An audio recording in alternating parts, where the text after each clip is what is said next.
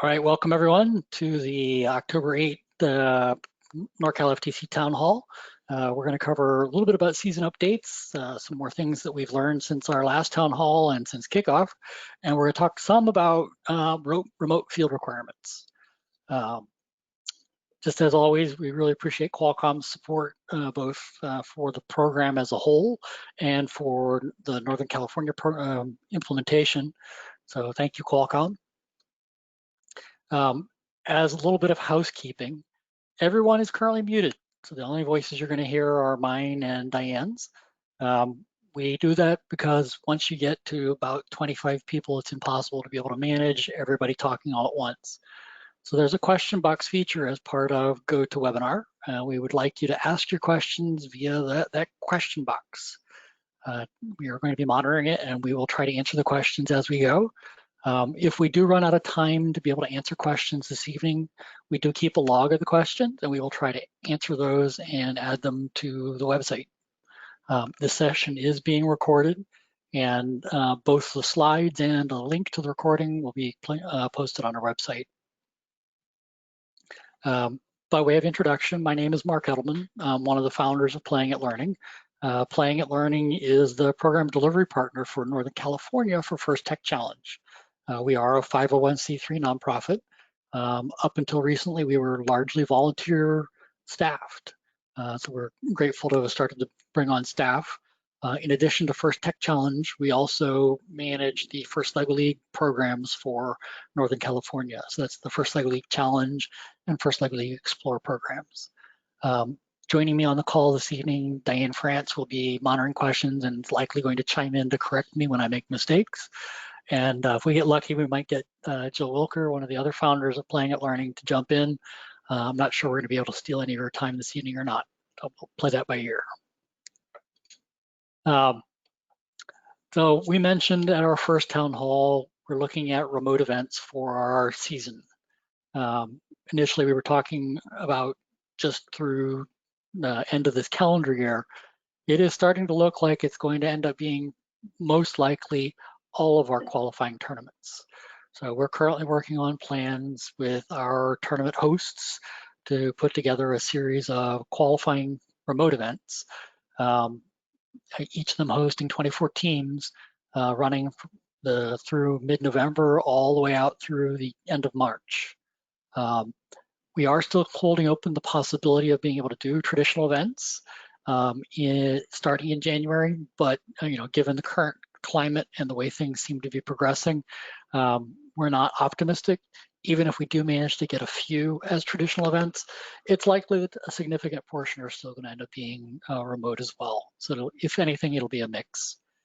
We are still planning to hold our regional championship shortly after the end of our qualifying events. And so currently we're looking in mid-April, likely 2 to 3 weeks after the last qualifying tournament.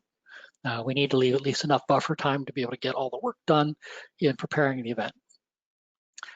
Currently, based on the number of teams, it's looking like we're going to end up with roughly 16 qualifying tournaments. That may change based on what happens with team registration. We're currently at 137 teams, projecting to get to about 150. So 16 qualifying tournaments, the math works out pretty well to give a good play experience for all the teams. We are still looking for additional host teams to help with hosting events. So if you think that's something that your team could potentially help with, please send us an email. FTC@playingatlearning.org is the right address for that. What we know so far of our qualifying tournaments is what I've got on the screen here. It's kind of a busy slide. All the same information is currently up on the NorCal FTC website, and you'll start to be able to see more of it as we get a little bit more complete with filling in all the data. But we're looking at a scrimmage and a single qualifying tournament in November. And I know for a lot of teams, this may seem very early. These are actually really important for us. We're looking to try to figure out all the technology and pieces. So you'd actually be helping us by participating in the scrimmage and in that first event. So we really are hoping to be able to fill that because that'll help us be able to guide the rest of the events through the remainder of the season. We're currently looking at 3 events in December, Google, Piedmont, and Sacramento. We've got 3 events currently booked into January, a couple of open weekends there. 1 event confirmed in February, again, a couple of open weekends there, and currently don't have anything confirmed yet into March. So there's lots of opportunity to get involved. We don't know a whole lot about what a remote event's going to look like yet. This is something all of us who deliver programs are fighting with. So it is a little bit of a good adventure, but we're hoping to have a lot of fun as we go through it.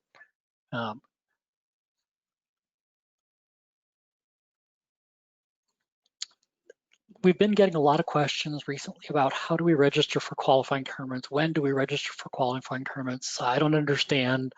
So I wanted to spend a couple of seconds and talk about what the process looks like. There are some requirements that your team must have met before it's going to be eligible to register. The requirements boil down to 3 main pieces. You need to have registered with the first headquarters and be a paid registered team. Second is you have to have 2 screened coaches. Third is you need to have completed the NorCal survey. So at the bottom of my screen right now, you'll see there's a little table. This is a snapshot taken out of what we're referring to as the team status page. So if you go to the NorCal FTC website, you'll see there's a team list. If you go to that team list and find your team and click the link that's in the rightmost column that says status, it's going to pop up a page that shows you what we know about your team. So this is where you can find out where you stand in terms of your eligibility. But you'll need to have all 3 of those things completed. Right? So it needs to say yes next to first registration, needs to have a number 2 next to coaches screened, and needs to say done when the survey is complete. Right below that section on the status page, you'll find a listing of tournaments. Each team is eligible to compete in up to 3 tournaments. Right after the 3rd tournament, your team is no longer eligible to receive awards or to advance based on the First Tech Challenge rules. And so our implementation in NorCal is just to go ahead and say, okay, we're not going to really entertain having teams compete beyond 3 in favor of sharing the overall registration opportunities across more teams. You'll notice my registration fees are kind of up in the air. We're still figuring out a lot of details, including whether or not we need to use a paid service for doing the video conferencing that's going to make our remote events work. And so we don't have all the answers on that yet. We do have a reasonable idea, and we can give you a little bit of hints on what it's going to look like, but I don't have a definitive answer yet. But this table that's here, when we have everything up and running and registration's actually open, the words registration link will be replaced with a link that will take you to the registration end. And it will be populated based on what phase your team is currently eligible for. The last rightmost column will have a link to payment for that event. We're trying to automate some of the recording of the payment so that we make sure that we don't miss anybody and that nobody forgets to pay. So there'll be some quick and easy shortcuts to be able to get to those directly from this team status page. As in years past, the qualifying tournament registration runs in a rolling sequence of waves. Each wave is broken in each block of tournaments. So for example, our first wave this coming up in October, end of October, is going to be for the November and December events. So it'll start off with a first play wave, and that's open for teams who have not registered for any tournaments yet.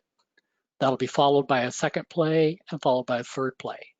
It's possible that with this first block, we may not get beyond the first wave, right? So there may not be enough space for everybody to play anything more than once. And the registration system will only allow your team to register for events that are open if your team qualifies that for that current window. For example, if your team's already registered for 2 tournaments and there's only space available in first play tournaments, your team wouldn't be able to register for those. We are expecting to open the November and December registration at 7 p.m. on the 22nd. So make sure you take care of your prerequisites and be prepped and ready and check that status table. Now, as a warning, the team list and the status table are a manual upload of data from first headquarters. And so that happens a couple of times a week. And we're working on making sure that we get that done in time so that anything that's accomplished by, for example, the 21st will be represented before the 22nd becomes available. I see one question that came up here I want to address. So we got asked about the apparent denial of service problems that we had last year. So I have been working behind the scenes to revamp the entire team list and registration engine. So a lot of the changes that we're describing are direct results of trying to minimize that probability. So we do have a few things in our favor this year. We are looking at about 75% of the teams that we typically have, and so that'll help drop the load. But a lot of what I'm doing is to minimize the impact of the registration on the systems. And we will be monitoring it quite closely and carefully. All right, so I keep banding about this term remote event. What's a remote event? What's a remote event? So a remote event is a new type of event that was created to try to allow us to be able to have at least some sort of experience for teams under the current environment where we're really not allowed to get together in large systems, large groups, large gatherings. It is a piece of software that is going to be run as it's going to be managed by a piece of software referred to as the Remote Event Hub. This is a web-based service that FIRST is putting together. From a Teams perspective, it is only accessible by Lead Coach 1 and Lead Coach 2. So as a warning, make sure your Lead Coach 1 and Lead Coach 2 are appropriately stable well before your event. Historically, teams have made mistakes in changing their Lead Coach 1 and Lead Coach 2 too close to events and have done things like be able to shut themselves out. And in this situation, there's not really a way to waive or fix the problem by asking Playing at Learning or First Headquarters to verbally waive things. Because it is software driven, if your Lead Coach 1 or Lead Coach 2 is in a bad state, that individual won't be able to access the system to help the team navigate through what's going on. First is putting together training for how teams and coaches interact with the Remote Event Hub. There isn't a whole lot available yet, but we are being told that it's coming, but haven't seen it yet. Additionally, the Remote Event Hub directly integrates with the FTC scoring system.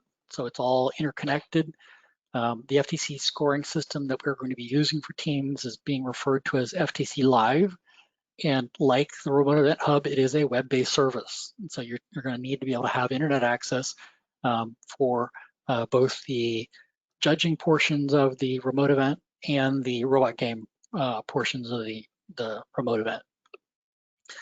There will be a process that you'll go through to upload your engineering portfolio, some other documentation and information about the team, and any of the award submission forms that are part of it.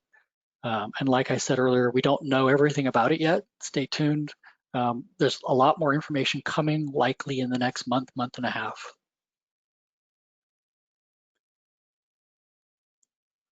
Okay, so what is a remote event? So with the way the remote event is currently structured, every team will be asked to perform 6 individual matches on a remote event field.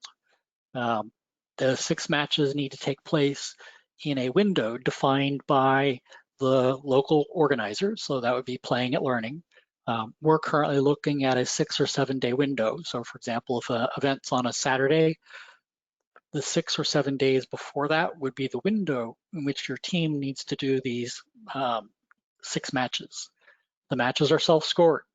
The scoreboard for the matches that have taken place prior to the end of the event aren't visible to anybody other than the event organizers. So it is not something that's going to be public.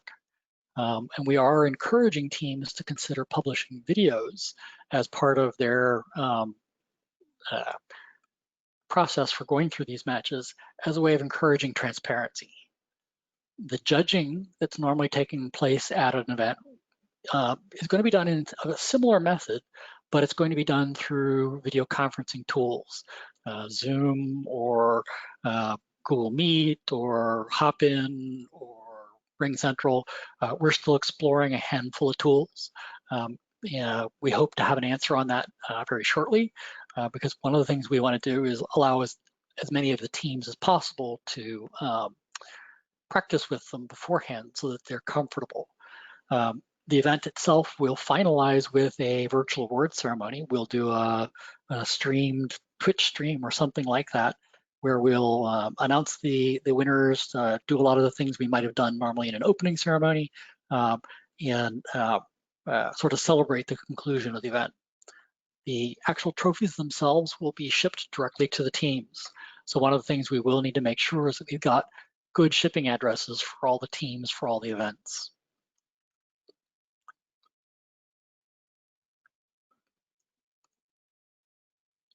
What is a remote event? Let's see, we just talked through that. Remote event field. Okay, so a remote event field is a fraction of a standard field.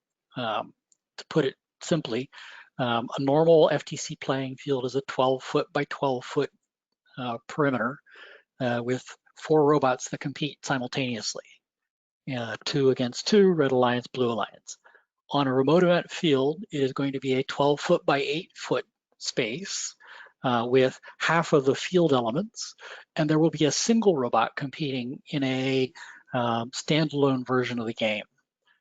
There are a whole bunch of documents that have been published by FIRST that describe the remote event field, and there is a completely separate version of both Part 1 and Part 2 of the game manual that describe what's required of the teams in participating in the remote event format for this season. It is worth taking the time to read those and understand those. We'll be talking about them in some depth here in a little bit. So here's an example of what an ideal remote event field would look like, right? So if you notice, this is the standard perimeters, the plexiglass and aluminum extrusion perimeters with the standard foam tiles making up the floor. So it is 4 tiles by 6 tiles. So it's a little bit more than half the field. It has half of the field elements. So 1 tower goal, 2 wobble goals, and half of the rings that are involved in the match. It has most of the vision targets. The vision target from the opposing alliance is obviously not going to be present, as is the vision target that would normally be on the opposing alliance's tower goal. But all of the targets that are sort of neutral or are part of the particular alliance are going to be present. So this is the ideal. We'd love to see everybody be able to do this, but we understand that that's a little bit of a hardship. So one of the things that the game design committee worked through with FIRST Tech Challenge staff is, how do we put together something that anybody can do? So at the bare minimum, tape on the floor that marks out the important pieces of the playing field, and boxes from Home Depot cut in particular ways to mock the game elements, the field elements, is sufficient. Now, you notice that this version here doesn't actually have the wobble goals of the rings. There's really no way to do a do-it-yourself version. That is, the minimum you're going to have to buy is going to be a half field set of wobble goals and rings in order to be able to do your matches and to practice.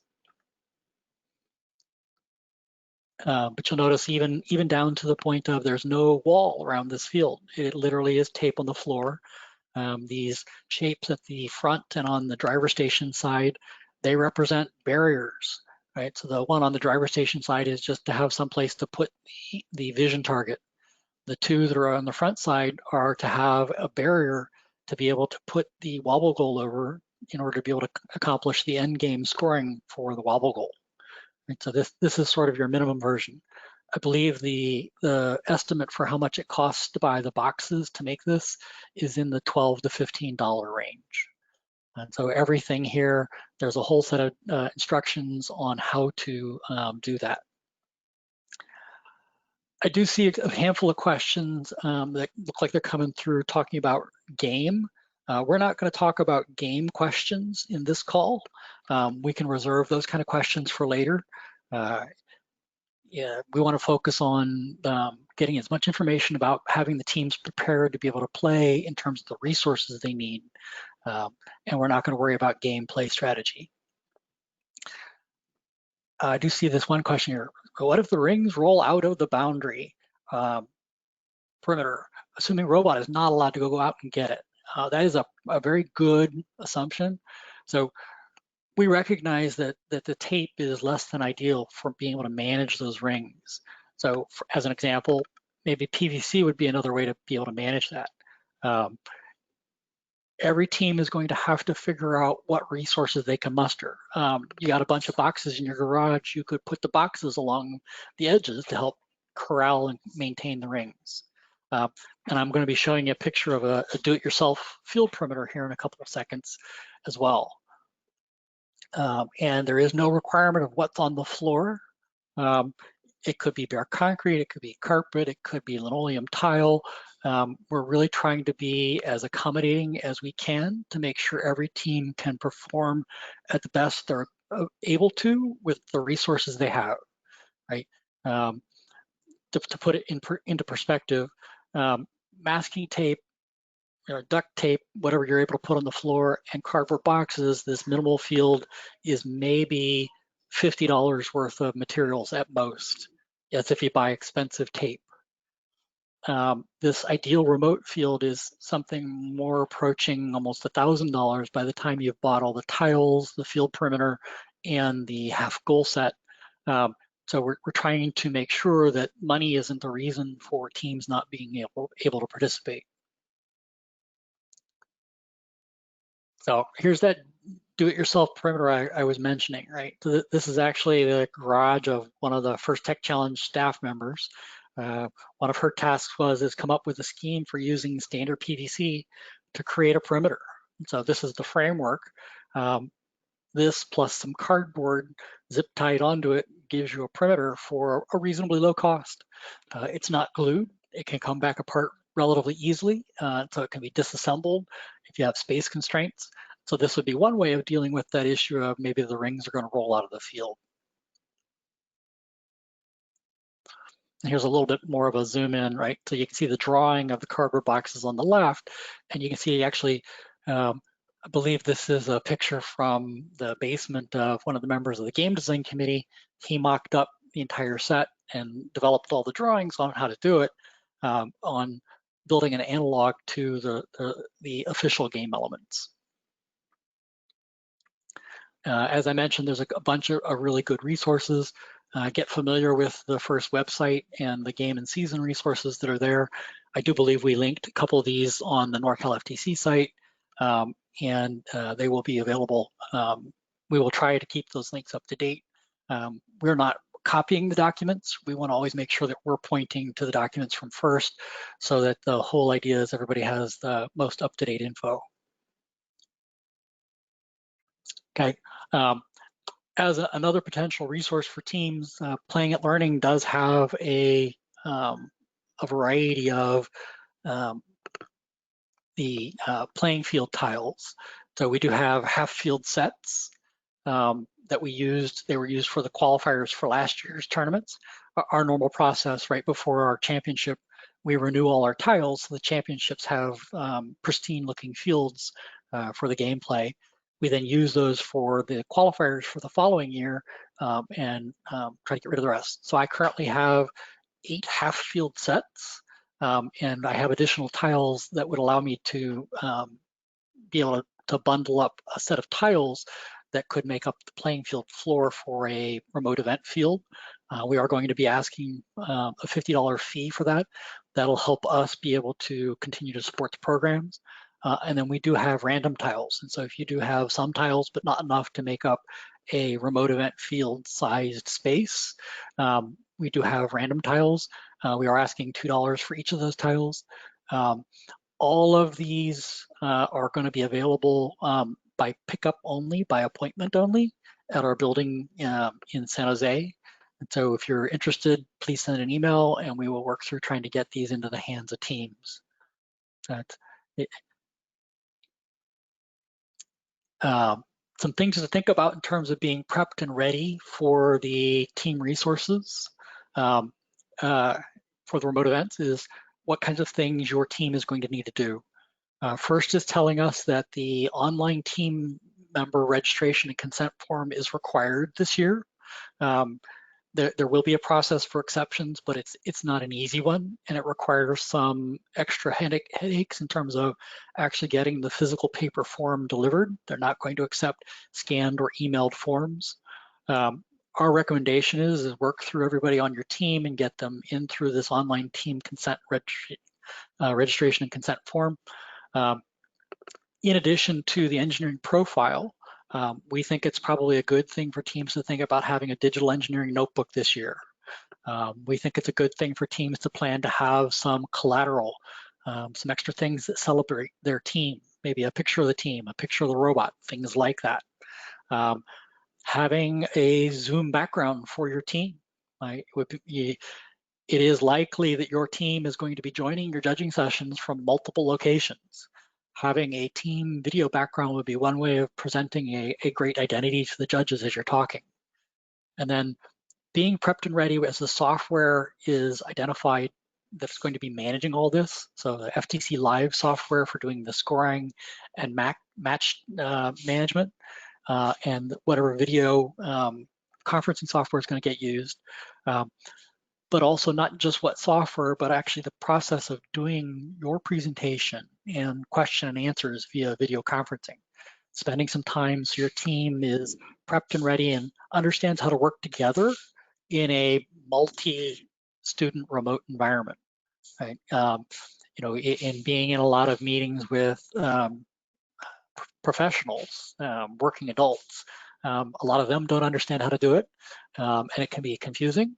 And spend some time, get practiced and ready with it. We are still working on doing a bunch of things to help support teams. We are ramping up our Ask an Expert session, looking at sessions for robot inspection, field technical advisor and control system advisor, as well as referee and game questions. Sort of all the interactions you normally would have had as a team at an event with key volunteers. We're trying to replicate as much of that knowledge sharing as we can to try to provide the learning opportunities for the teams. And we're also trying to work out a scheme for being able to hold office hours so that if things don't fit into one of these sort of predefined schemes, that we can figure out how to be able to help everybody get up to speed. And then there is training coming on how the Remote Event Hub works, how the virtual judging platform system is going to work, how the FTC scoring, the FTC Live system is going to go. And then additionally, something new this year, first is actually going to be doing team support calls. In particular, there will be referee match scoring oriented calls for teams, right? The teams are going to be asked to score themselves for all these remote events. And so we're going to put together a system of sort of question and answer calls that give an opportunity for teams to make sure that they're not missing some of the nuances of how the rules should be enforced. Other resources. The first has been gathering lots of things. They've been putting together a guidance that they call a season guidance for COVID-19 interruptions.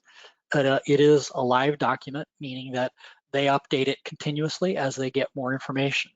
The DIY field, that PVC and cardboard perimeter, the DIY field elements.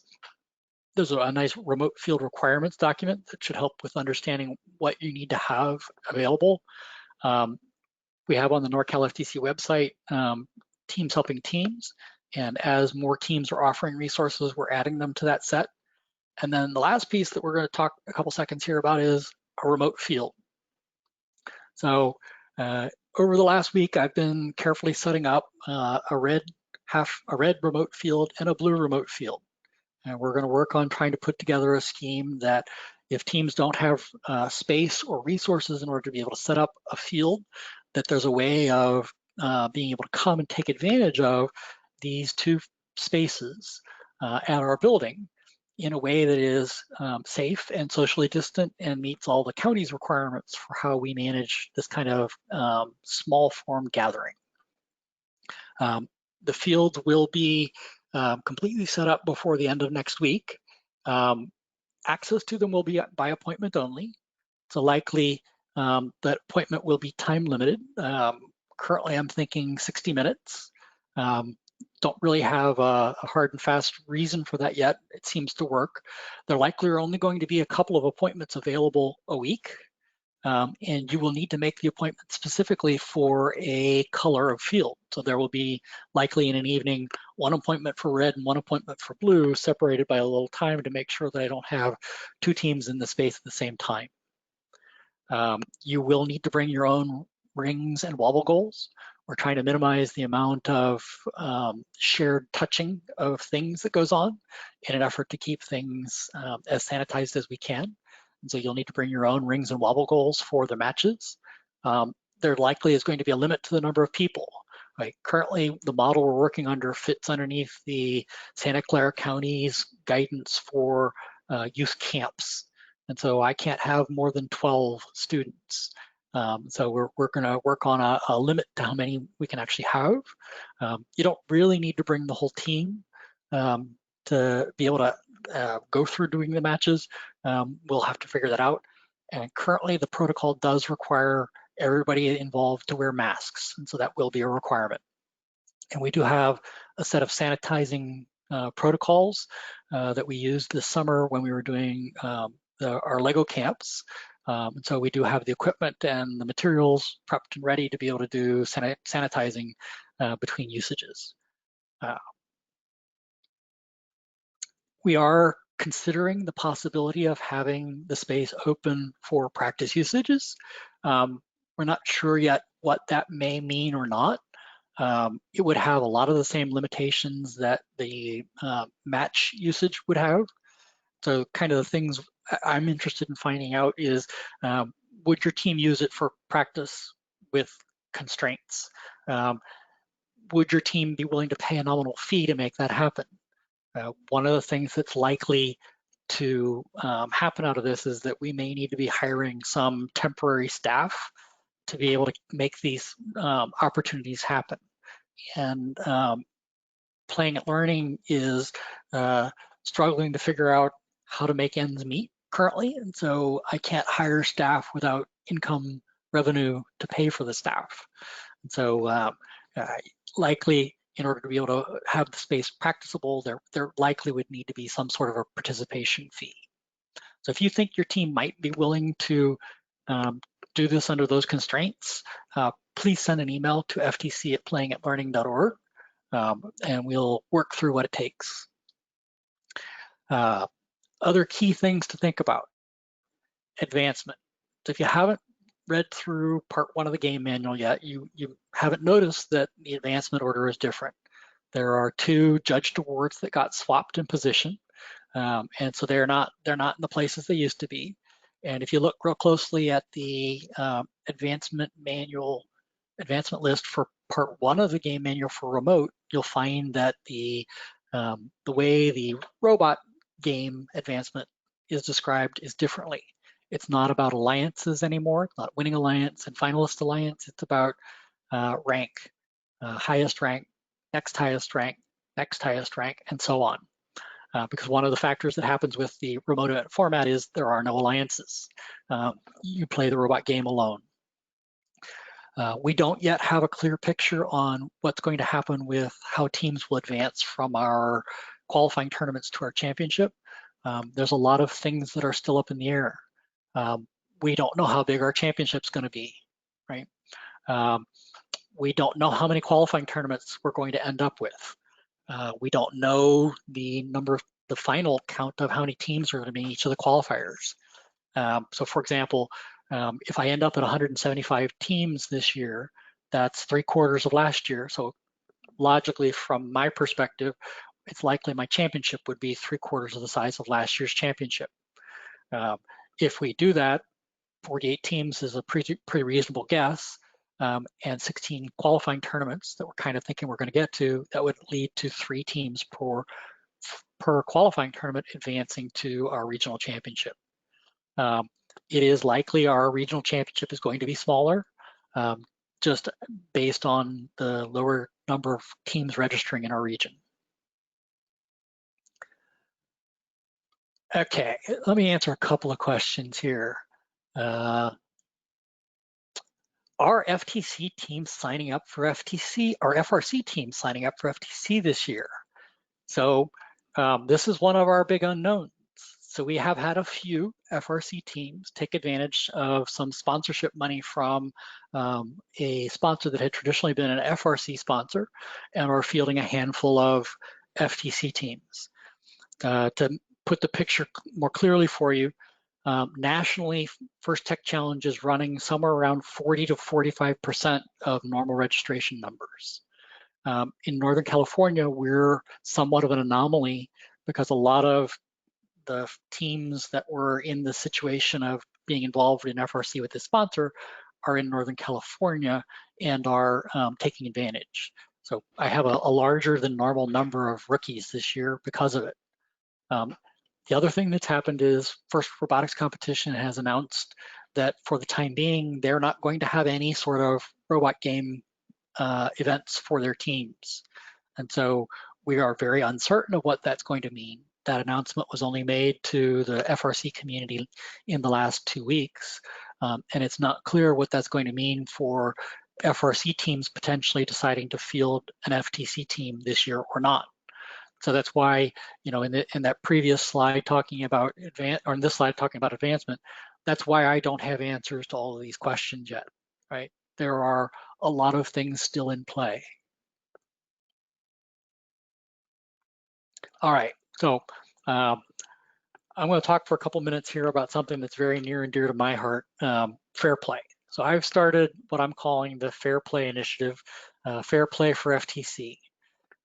One of the things that comes out of this remote event match format is we're relying very heavily on the teams to be honest about what they're doing, right? And so in an effort to try to encourage very open, honest, and transparent participation, I've put together a program that encourages teams to record the matches that they're submitting as part of their remote event participation as a way of just making sure that they're being very transparent. Right? So there's a scheme for how to tag them and name them, publish them on a shareable resource, YouTube or other video sharing methodologies, and include in that a robot reveal video, sort of a walk around of your robot. I've been talking about this with the other First Tech Challenge partners around the country over the last month or so, and it is starting to go wide. There are at least 7 or 8 other regions that are taking and running with this same process. There are some things. If your team is willing to consider this, please go take a look at the Fair Play for FTC page on our website. Send me an email if your team is willing. We are making custom stickers for each of the teams.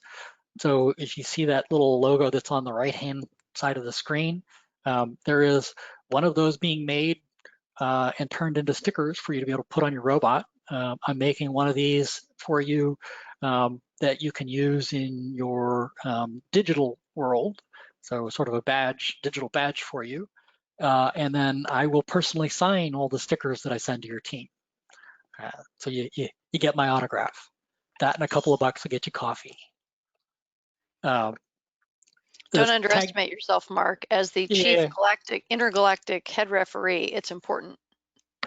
So this is something I really do feel very strongly about. You know, if you read the web page, you'll find there's a little bit of a semi-snarky comment at the top.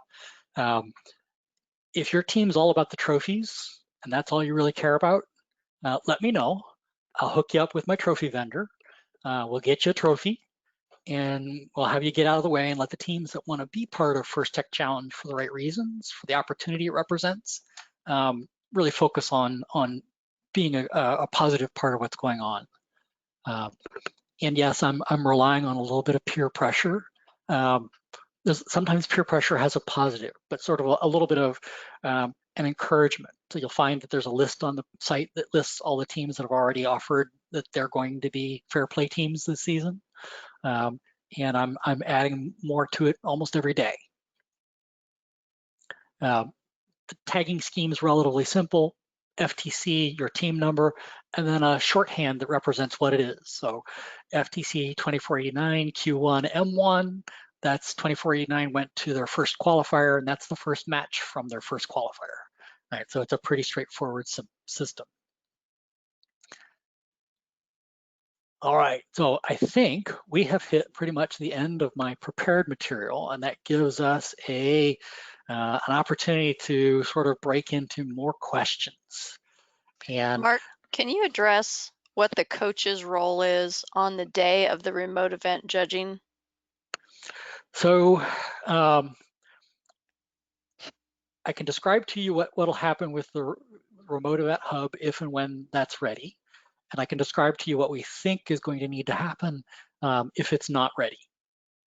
So Coach 1, Coach 2 are responsible for all of the material that the team has uploaded into the remote event hub.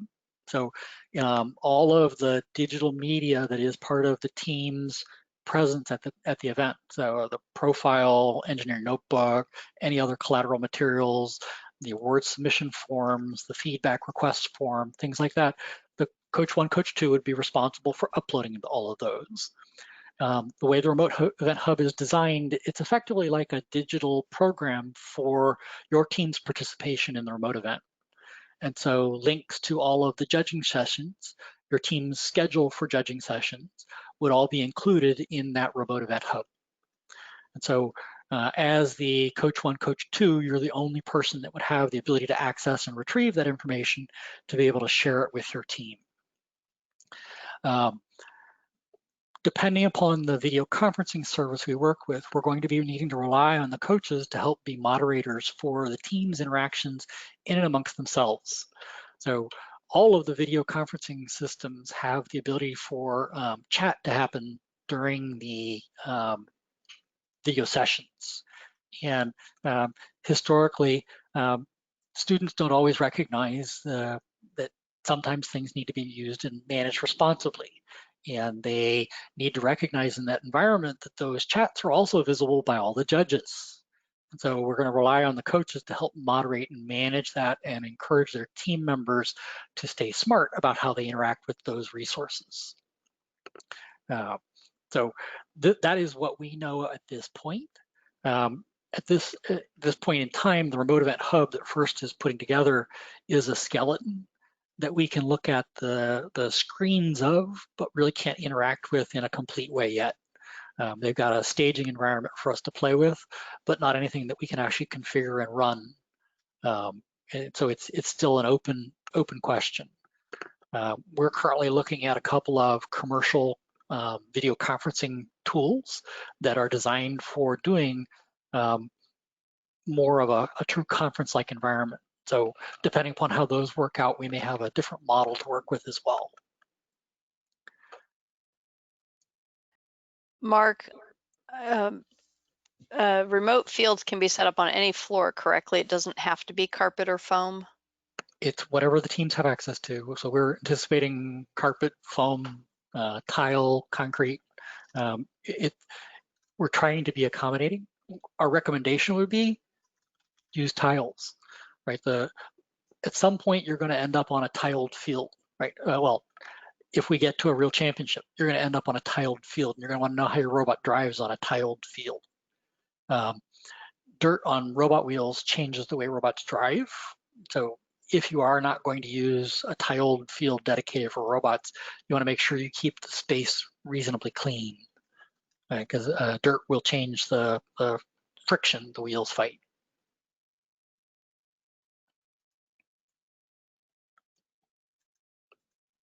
So I see a handful of questions about the robot game. Again, I'm not going to answer questions about gameplay and how remote event works versus traditional event. I'm going to encourage you to go read the remote event version of part 2 of the game manual. Additionally, FIRST has actually gotten one of last year's high-performing teams that's now an alumni to put together a robot and a suite of videos that demonstrate what remote event looks like. So it actually is very instructive to help understand that. So if you go take a look, it's Gluten Free is the name of the team. Nice bunch of kids, nice mentor. I met them at the championships over the last couple of years. They've put together a video that shows you a remote match in a traditional, an ideal field, and they've also have done the same on a DIY field, right? So take a look at that, make sure you understand it. It'll help make sense. Here's a question. Our field is raised to keep it flat. For the wobble goal, is it okay if we drop it when we're placing outside the field? So raised field is going to present you problems on several ends. The tower goal sits on the floor, and the human player that's going to sit behind the tower goal is also going to need to be at an appropriate height. So you may want to look at alternatives to having a raised field. Similarly, the normal field I have at the building in San Jose is on a rolling platform.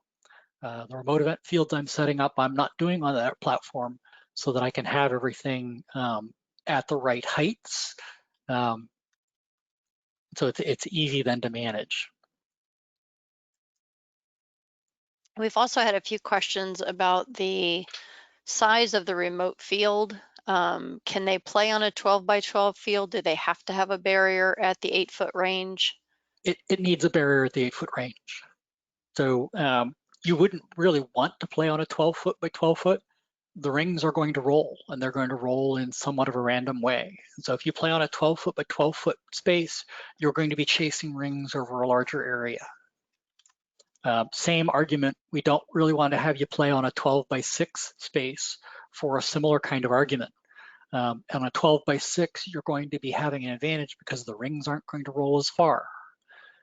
We went with the 12 by 8 to make sure that we accommodated the ability to work with the standard perimeter pieces. So the 12-foot by 8-foot, the perimeter sections that make up the normal field are 4-foot long each.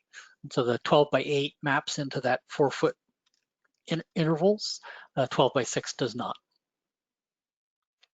And Mark, can you talk, there's a question, when a team runs their matches, should they be sequential or can they pick the best runs over the course of 6 or 7 days?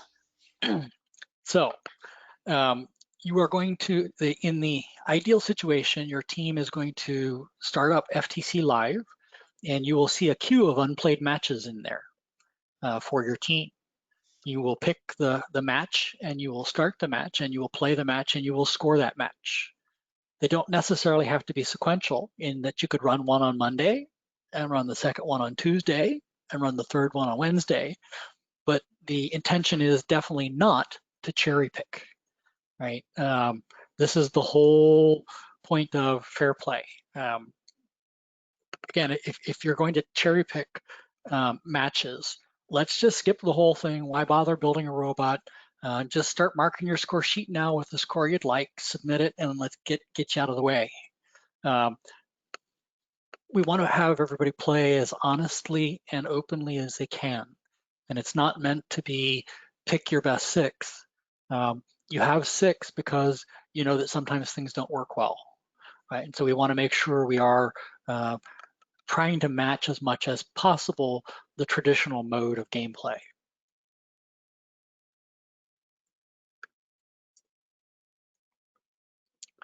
But if you haven't seen gluten-free's robots in action before, it's actually worth going on YouTube and hunting down some of their past season robots. We just put the link in the chat. Thank you, Clint, for giving us that link for this year's field. Yeah, but even prior years, very slick machines.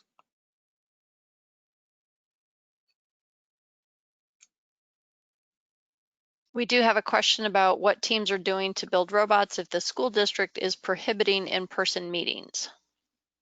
So this is a very interesting question, and there isn't a simple answer. I can tell you what I've heard. I've heard of teams meeting in people's garages. I've heard of teams handing equipment from team member to team member. I've heard of teams focusing initially on the design aspects and not actually physically building anything at all currently. I've heard of teams dividing up the activity, and there is one student doing a build of this piece and another student doing a build of another piece, and then they're integrating them later. And so we're trying to work through, everybody's trying to work through what's possible in their environment. And Northern California covers a huge range geographically, and there are different constraints in each different region, right? So there isn't going to be one answer. You're going to need to work with what works in your community. Along those same lines, Mark, if an area does not allow students to meet, what does the game manual say is allowable for one driver, two drivers, a coach, and or a human player? Can you play this game with only one person in the room? Can you play the game with only one person? It would be very difficult to do. So the remote match would still require somebody to manage the start and stop of the game, and still would require somebody to manage scoring the match. And then there has to be somebody to be involved in returning the rings to the playing field, right? In a remote match, you're going to be starting with 10 rings. And those 10 rings, once you've scored them, are going to be out of play unless there's somebody to return them to play. So There's a question. if you counted that up, it's kind of a Did minimum of like 4. Did you say that FTC has a site to practice for the remote event? So we're trying to figure out, not FTC, but Playing at Learning, right? We're your local FTC delivery organization. We are trying to figure out how to take the fields we're setting up for remote match play and to potentially use them for practice purposes for teams that really have need. And as I mentioned in that discussion, we're contemplating that there would be a fee involved, right? And basically, in looking through everything that's involved in trying to get the remote events to work, I'm likely going to need to hire seasonal part-time staff, right? Some building docents to help manage, right? It's a lot to ask of my current staff or of me to be there on that often of a basis, including into the evenings, right? So that likely will involve a fee.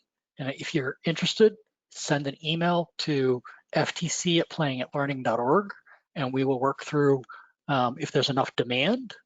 We're looking to support it. That may also be a question referring to practicing for the judging remote events. And as soon as we have our platform identified, prior to each team's first play, we're anticipating having some training sessions for the team to kind of do a practice judging session just with the platform so that they will be familiar with the technology so that does not hinder them on the day of the event. Exactly, right. So it'd be like a 10-minute session where we verify everybody can run the software, get connected, tell a couple of jokes, and drop back out again. Similarly, the FTC Live software does have a practice mode. So you will be able to practice how the software that controls the matches works. And I would actually recommend practicing with that a lot, right? So that you're familiar with how it all works.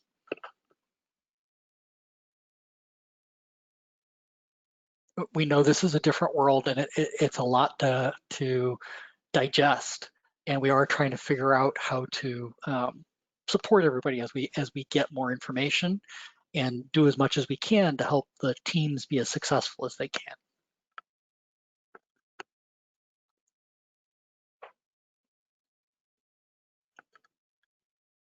So while there's no questions, I made a pretty picture and I have to show it off. So I spent a lot of time worrying about what the team registration trends look like. So on the screen here right now, I have my green line is last year's registration. The blue line is the current registration, and the yellow line is percent of last year, right? So you can see in and around the x-axis is a number of days since registration opened. It's because registration opens at odd times, it's not always easy to put together an easy way to compare them. This method seems to work reasonably well. But so at around day 100, we started to get a little scared because we peaked over 100% of last year. So we were sweating on what that was going to mean, what we were looking at. We were the largest region in the country at that point in time. So this is exactly what keeps me sleepless at night, right? Where are we going to end up? Historically, at this point in the season, we are at about 90% of our registration. But given all of the uncertainties of, are we going to see more FTC teams from FRC programs this year? Are we going to see less? When's that going to happen? Right. And so this is what keeps us scared at night.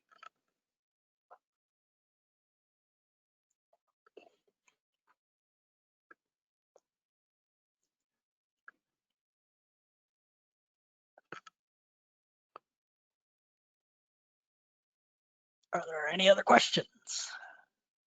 Oh, let's see. Just to clarify, minimum team size is now 4. So there isn't a minimum team size. So the number 4 I was talking about is how many bodies does it take in a room to be able to execute a match? So if you look at, you need to have somebody driving the robot, somebody scoring the match, somebody being the human player to return the rings to the field, and somebody that's running the match, the FTC live system. So that's the 4 bodies. Of those 4 bodies, 2 of them cannot be adults, right? So the robot driver and the human player have to be students. The other 2 certainly could be adults, or could be students, could be adults. So the team size minimum you would take from that is like 2. But the truth is that there really isn't a minimum.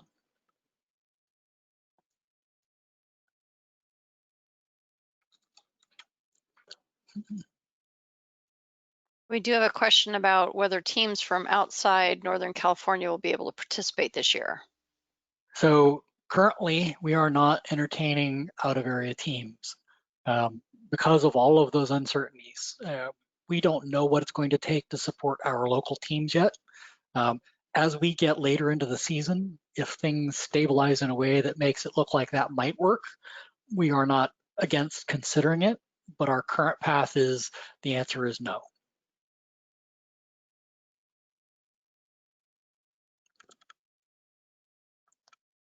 So I see there's a couple of questions or comments relating to scouting. So it's an interesting question about scouting. Scouting has a different purpose in a remote environment. You don't really have alliances, so you're not really trying to figure out which teams are going to be good alliance partners. One of the aspects of the Fair Play initiative is you are going to, if you participate in that, you are going to be sharing a lot of information about your robot. And it could be a way for your team to do effectively the giving side of scouting, right? And so the taking side, the consuming, would be go and check out everybody's videos, right? It is going to be a little bit different this year.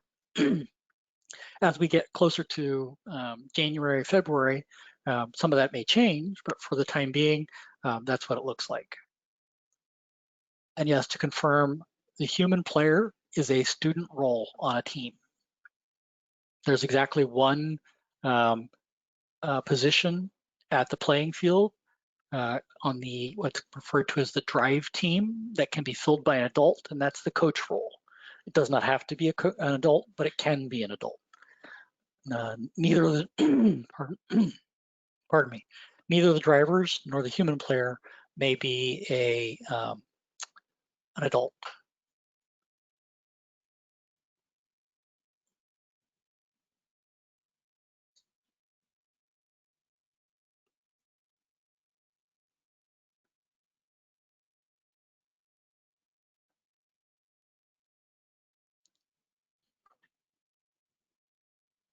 Looks like we're running out of questions just as we've run out of time. Oh, amazing. So we are planning to do a handful of additional town hall sessions. I think one of the next ones we're talking about coming up is going to be on the changes to judging, right? And working through some of that, giving everybody a chance to ask questions about that. We don't have a schedule for it yet, but that we hope to get that calendared soon. We're actually probably going to run a session for our volunteers to help them understand how they can be involved with this season, right? I'm a referee, and so you may notice that in the way this game is set up, there isn't a role for referees. So it's a challenge for people who like refs and like the ref role, right? So we're working through that. We actually started our support calls for the referees in 2 weeks, so it'll be interesting to see how that goes.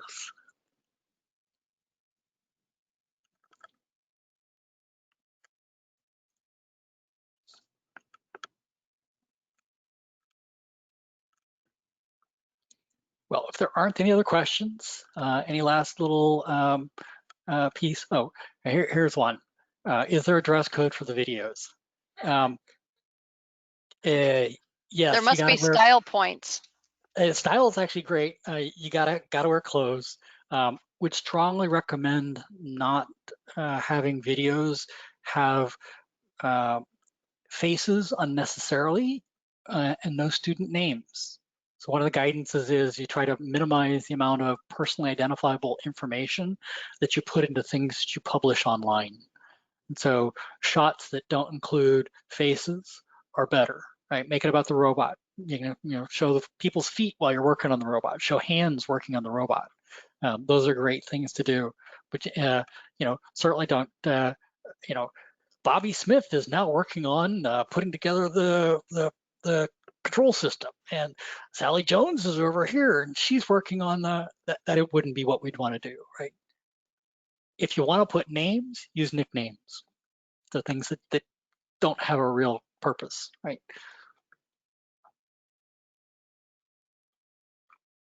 Okay, so I'm going to go ahead and stop the recording, and we will